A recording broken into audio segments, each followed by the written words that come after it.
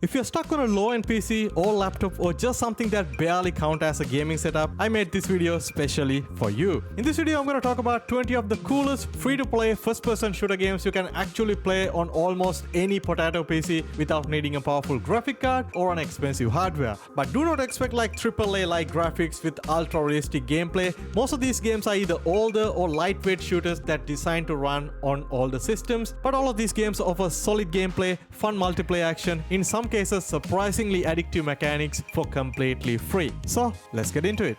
Alright, starting at number 20, we got one of the older ones in our list today, and that is Paladins. Paladins is basically one of those games that instantly feel familiar if you ever played games like Overwatch, but it has its own style, loadouts, cards, and customizable abilities. The reason why I put this one at number 20 is because the game is no longer receive any more new updates, but you can download and play the game, play all the game modes just as usual. It is a multiplayer hero shooter where every character has its unique weapons and skills, and the gameplay is super fast, chaotic, and honestly really fun if you like team-based shooters without taking things too seriously. The best thing about Paladins is how lightweight it feels compared to any other modern shooters like Marvel Rivals or Overwatch. This thing can run on any kind of potato PC or laptop without any issues, so download, try it out if you haven't played it already.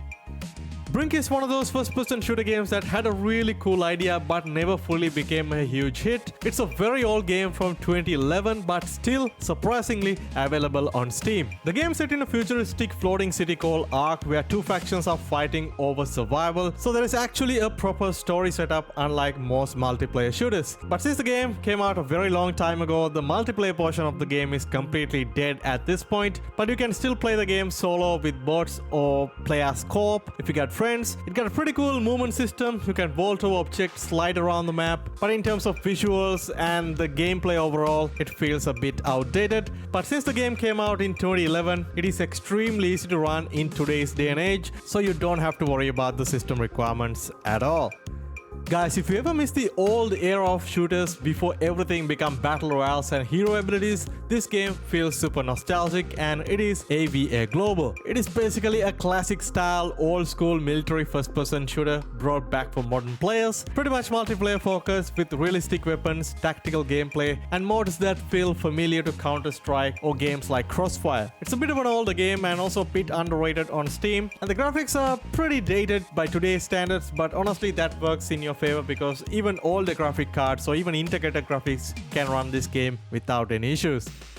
Moving on to a very well-known browser FPS that can run on any kind of PC, and that is Bullet Force. It is a fast-paced multiplayer shooter with classic modes like Team Deathmatch, Free for All, Conquest, plus get a huge amount of weapons customization, which is pretty surprising for a free game. It's a very old game that I used to enjoy a lot on my browser, but last year the game actually launched on Steam. Now you can download it, play it just like that. The gameplay is very simple, easy maps, easy guns, just fun to play around with. So download, try it out, or just play it on your browser.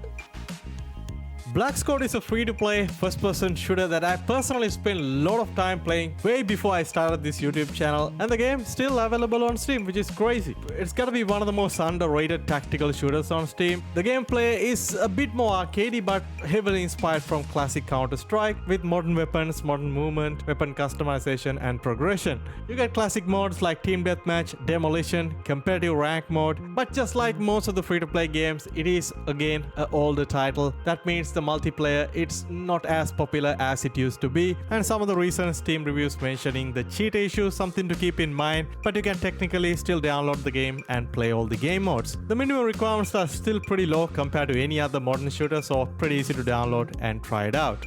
Moving on, at number 15, we got Warhammer 40,000 Boltgun Word of Vengeance. At a first glance, this game looked like a retro Doom-style shooter set in the Warhammer 40,000 universe, but the twist is that it's actually a typing shooter. So basically, instead of clicking on enemies, you have to type different words as quickly as possible to destroy your opponents, and it can be pretty challenging at first. Thankfully, there are different difficulties that you can choose: easy, medium, and hard. And of course, if you're a slow typer like myself, easy would be the best choice here. It is a single player game, of course. There is no multiplayer, and the campaign is also pretty short, so you can complete the game within like an hour or so. Performance wise, it's also pretty easy to run on any kind of PC.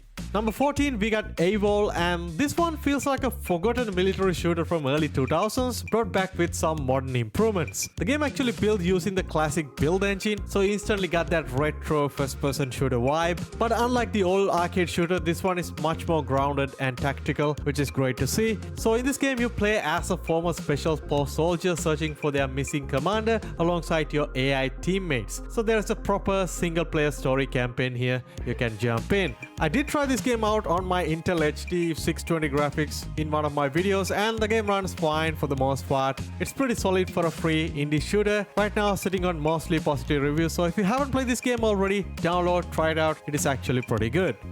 Moving on to a game that need absolutely no introduction. Next up we got Krunker. Krunker is honestly one of the kings of low-end first-person shooter gaming, and it's a game that literally became famous because you could run this instantly on your browser, school laptop, and get insanely high frame rates. The gameplay is ridiculously fast, almost like an old-school arena shooter mixed with Call of Duty-like movement. You can slide around corners, bunny hop across the map, quick scoping people with snipers, so it's super chaotic and super fun to play. The current state of Krunker is a bit mixed compared to its peak popularity days. It used to be extremely popular on browser, but the community is still pretty active. You can even download the game on Steam if you want. As I said, super easy to run, very lightweight, overall a fun game to try out. The Deadline is a game that I've mentioned a couple of times in my channel before. It's a free-to-play, single-player, zombie-style roguelike shooter that mixes classic zombie shooter with some roguelike survival mechanics. The entire game takes place around a subway train during a zombie apocalypse, and you basically trying to survive while moving train station to station to reach your family.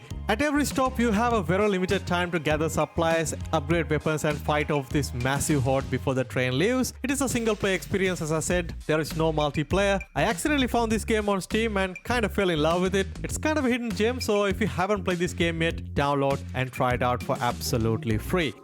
Harbinger is another free indie style shooter that I really enjoy playing. It's kind of a retro style boomer shooter with some roguelike arena survival mechanics. So instead of realistic military combat, this one throws you into a fast-paced sci-fi arena filled with monsters, explosions, sword attacks, bullet hell chaos, and non-stop movement. The gameplay is super fun. It's all about sliding around, dodging attacks, upgrading your character between runs. It is single player only, and it only took me about 2 hours to complete the whole game. As of right now, the game is sitting on overwhelmingly positive reviews on Steam. In terms of system requirement, this one is a bit demanding compared to some of the other games on the list, but technically you can still play the game on a very low-end PC with a very decent frame rate.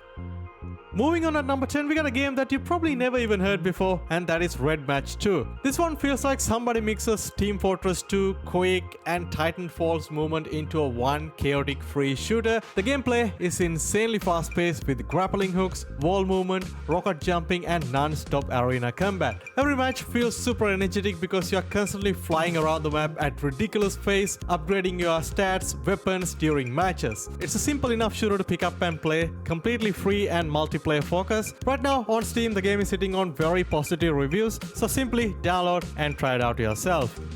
Battleteams 2 is a very stylish looking first-person shooter that I covered a couple of times in my channel before. It's kind of like the Chinese version of Call of Duty with fast-paced, over-the-top gunplay, fun game modes, and pretty insane looking visuals. This game has a huge focus on competitive PvP modes like Deathmatch, Bomb Defusal, Battle Royale, and even a core PvE missions, which is kind of similar to the Black Ops Zombies mode from Call of Duty. The gunplay is surprisingly very solid and satisfying, alongside massive amount of weapon customization and progression. The game used to be a lot popular compared to right now. The current state of the game is a bit mixed though on Steam. The recent reviews dropped into like mostly negative, and a lot of people are still enjoying the gameplay, but some people complaining about some of the balancing issues, monetization, and some matchmaking problems. Something to keep in mind, but still worth jumping and trying it out, especially for that core PvE mode, which is my personal favorite.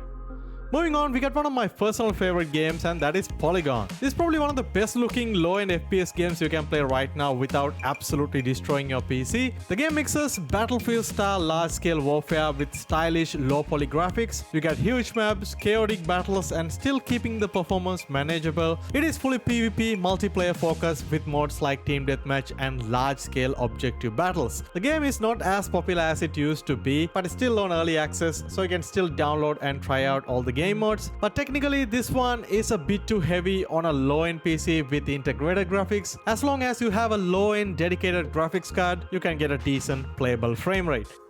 Volvo Legion feels like one of those classic arcade military shooters designed for quick action instead of ultra-realistic simulation. This one throws you into a very quick, compact World War II themes battle with simple controls, fast respawn, and non-stop firefights. It offers a bunch of multiplayer modes with different loadouts, weapons, and bunch of different maps to keep the gameplay easy to jump in. And if you ever played games like Combat Masters, this is basically the same with a World War II theme. It's very simple, easy to jump in, and a lot of people enjoy this straightforward gameplay and run perfectly fine on a low-end PC. Moving on to an extremely popular game on mobile and available of course on Steam as well, that is Pixel Gun 3D, especially the PC edition. So imagine something like Minecraft style blocky graphics mixed with ridiculously fast multiplayer first-person gameplay with hundreds of weird weapons, non-stop action, and truckload of fun game modes. As I said, the game got pretty much every game mode that you can think of: Team Deathmatch, Battle Royale, Co-op Survival, Zombie mode, even a parkour maps that you can just hop in and enjoy. Since the graphics are intentionally blocky and lightweight, the game runs extremely well on low-end graphic cards or even older laptops, so try it out, it's completely free on Steam. Moving on at number 5, we got Lost Light. This one is a free first-person extraction shooter. It's more of an accessible version of Escape from Tarkov, targeting casual players with weaker PCs. And obviously it's an extraction shooter where you enter into these dangerous maps, loot gear, fight enemies and other players, and try to escape alive with your loot before losing everything. The game supports both PvP and PvE elements. There is a decent amount of progression, weapon customization, crafting and survival mechanics packed into it. The game is very popular on the mobile side, but doesn't have a huge player base on Steam on PC, which is something to keep in mind. At number 4, we got an absolute classic, and that is Quake Champions. This is the ultimate definition of an arena shooter. It's one of the fastest first-person shooter games on the entire list, where raw movement and aim matter more than anything else. You're constantly rocket jumping around the map, flying through the air at ridiculous speeds, grabbing weapons, power-ups, and try to outplay your opponents. It is entirely multiplayer focused with modes like Deathmatch, Team Deathmatch, Duel, and so much more. Plus, the game can be pretty competitive if you go higher in the leaderboard. Honestly, the game is not that popular in 2026, so getting into matches can be challenging sometimes. Overall, a decent game to jump in if you have a potato PC or a laptop. Team Fortress 2 is honestly one of the greatest multiplayer arena shooters ever made. Even after all those years, the gameplay still feels very unique and still going very strong in 2026. You got rocket jumping soldiers, invisible spies, massive heavy machine gun users, medics, chaotic engineers. The game is absolute chaos once you get the hang of it. But the current situation of TF2 is kinda complicated though. The game still have a massive player base, but the ongoing bot and the cheating problem causes some huge backlashes recently. But keeping that aside, TF2 is honestly a pretty fun game. I used to play a lot back in the day, and it's still 100% worth jumping in and trying it out once in a while. Alright, moving on to top 2 spot at number 2, we got Bloodstrike. It's a free-to-play, arcade-style, fast-paced first-person shooter, and it feels like somebody took Warzone, Apex Legends, and some mobile shooter elements packed into one game and optimized it for low-end PCs. It is primarily a fast-paced battle royale first-person shooter with sliding, movement abilities, customizable loadout, and feels much more like a budget version of Call of Duty Warzone. And other than the battle royale mode, the game got a bunch of other multiplayer modes like Deathmatch, Team Deathmatch, Duels, 2v2 mode. It plays well, runs well, and has a decent player base on Steam as well. At the number 1 spot, we got Combat Masters, everybody's favorite low-end PC first-person shooter. This is exactly what it looked like if you took a Call of Duty game and stripped down everything unnecessary and packed into a very small package. The gameplay feels heavily inspired from Call of Duty Modern Warfare, super fast movement, sliding, bunny hopping, quick scoping, insane mobility, and non-stop close-range action. The matches are extremely fast-paced, short, and the gunplay feels surprisingly polished for a free-to-play shooter. There are a bunch of other fun multiplayer mode, even a dedicated battle royale mode. I know a lot of people who watching these videos play this game every single day. I don't usually play this game that often, but whenever I'm jumping in, I have so much fun. It's fair to say that the game become extremely popular among low-end PC gamers, specifically because it can run on almost anything while still looking so modern. So if you like fast-paced Call of Duty style shooters, but if your PC is not good enough to run, this is the best alternative you can try out right now in 2026. Well, there you have it, guys. These are some of the coolest free-to-play first-person shooter games you can play right now on any kind of potato PC in 2026. If I missed any good ones or any games that you want to see, let me know down in the comment section. And as always, guys, if you enjoyed the video, don't forget to hit that like button, subscribe, and stay tuned for more free-to-play game coverage like this. Thanks for watching. I'll catch you guys in the next one.